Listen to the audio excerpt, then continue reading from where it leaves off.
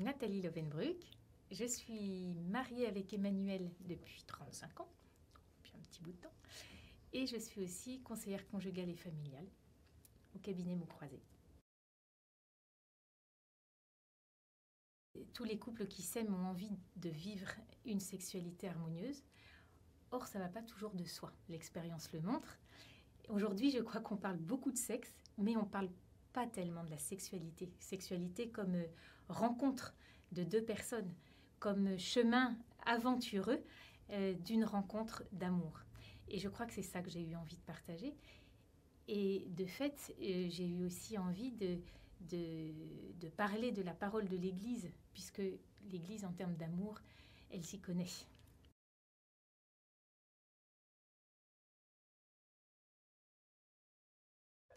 Cette parole de l'Église, elle nous encourage à vivre la sexualité dans l'amour. Elle dit que la sexualité, elle est belle et elle est bonne quand elle est vécue dans l'amour, parce que notre corps sexué, il est fait pour la rencontre, il est fait pour s'aimer. Voilà. Donc c'est une parole qui libère. Malheureusement, parfois présentée de façon moralisante et restrictive finalement, alors que c'est au contraire une parole qui nous accompagne sur un chemin, le chemin de la joie d'aimer. D'abord, je lui dirais bonne route, bonne aventure, osez l'aventure de la sexualité. C'est la première chose que je dirais. Et la deuxième, c'est de dire que de ne pas s'inquiéter, que ça prend du temps.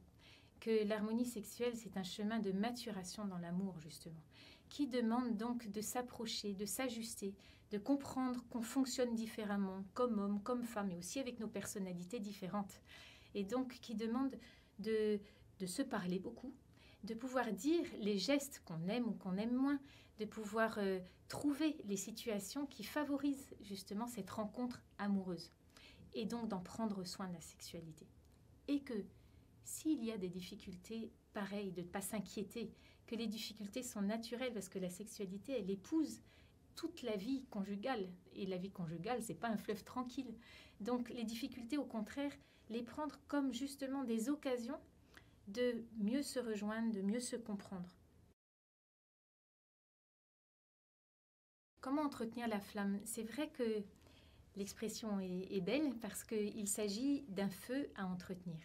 Parfois, les flammes tombent et il n'y a plus que des braises. On a l'impression qu'il faut souffler sur les braises. Et ça, c'est au jour le jour que ça se passe, et dans toutes les étapes de la vie. Alors, comment entretenir la flamme? Eh bien, comment souffler sur ces braises? Eh bien, d'abord, se parler. Toujours entretenir ce climat de tendresse qui est le terreau d'une sexualité respectueuse et ajustée, qui est le terreau d'une sexualité qui se vit dans l'amour.